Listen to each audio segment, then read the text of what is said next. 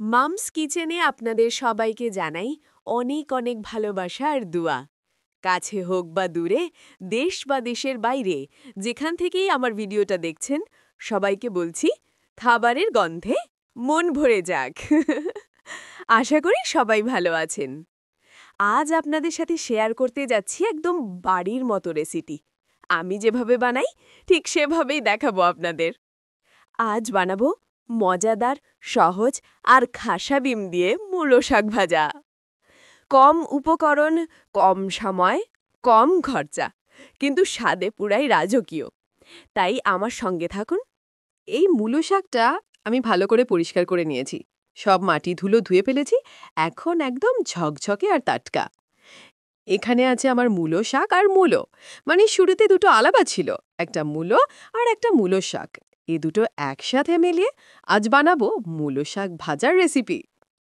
এই মূলো শাকটা আমি এখন আস্তে আস্তে সিদ্ধ করে নেব। অল্প আছে সিদ্ধ করব, যেন রংটা ঠিক থাকে আর গন্ধটা বের হয় ধীরে ধীরে। দেখুন বন্ধুরা, আমি গ্যাসটা অন করে একটা হাঁড়ি বসিয়ে দিয়েছি।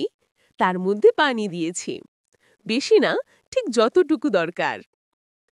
এবার এই গরম পানির মধ্যে আমি মূলো আর মূলো শাকটা দিয়ে দিচ্ছি। একসাথে সেদ্ধ করব ওদের, যেন নরম হয়ে যায় আর সেই গরম ভাবে বেরিয়ে আসে টাটকা গন্ধটা। ঢেকে দিলাম এখন প্রায় ৫ মিনিটের জন্য।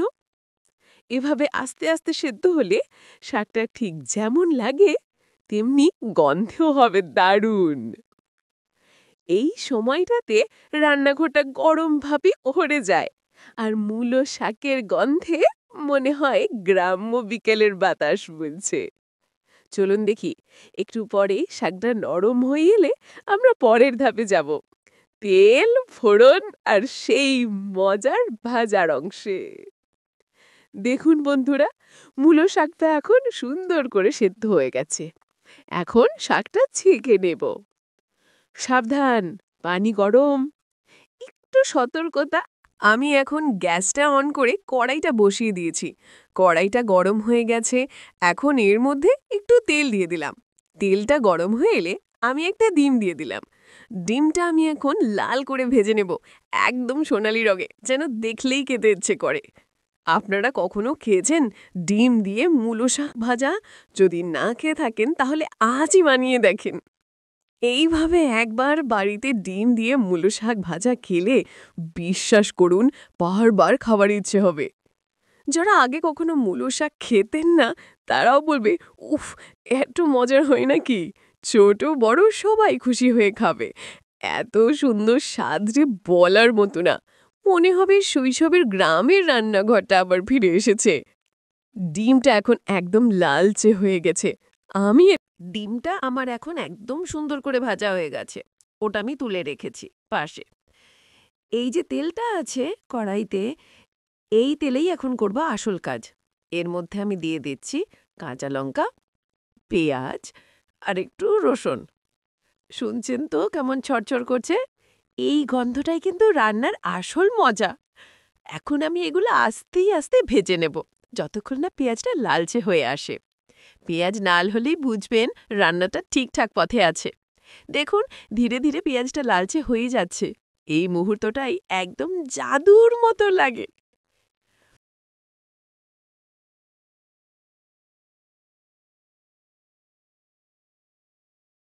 এই যে বন্ধুরা, আমি মূলো শাকটাকে হালকা করে সেদ্ধ করে নিয়েছি।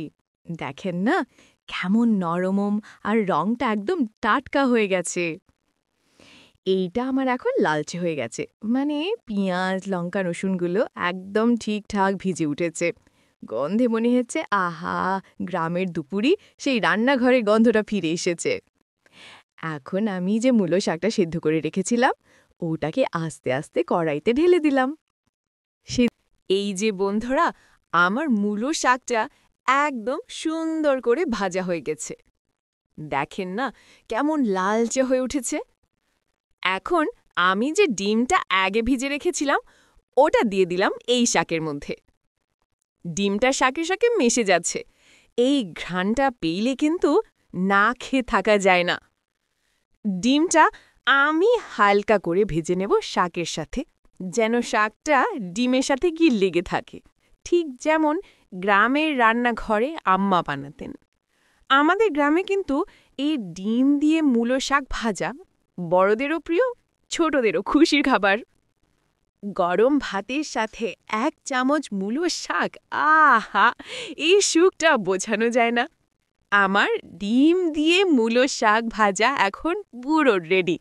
আপনারা একবার এভাবে বানিয়ে দেখবেন, দেখবেন একবার খেলে বারবার খেতে মন চায়। এই যে বন্ধুরা, আমার ডিম দিয়ে মূলো শাক ভাজা এখন পুরো রেডি। দেখুন না, রংটা কেমন জমে গেছে, গন্ধে মনটাই ভরে যাচ্ছে। আমার ভিডিওটা যদি আপনাদের ভালো লেগে থাকে তাহলে প্লিজ বন্ধুরা লাইক, কমেন্ট আর শেয়ার করতে ভুলবেন না। আর আমার চ্যানেলটা সাবস্ক্রাইব করে রাখবেন, তাতে আমার নতুন নতুন রেসিপিগুলো সহজেই আপনাদের কাছে পৌঁছে যাবে। চাইলেই আপনারা আমার রান্নাঘরটা একবার ঘুরে আসতে পারেন।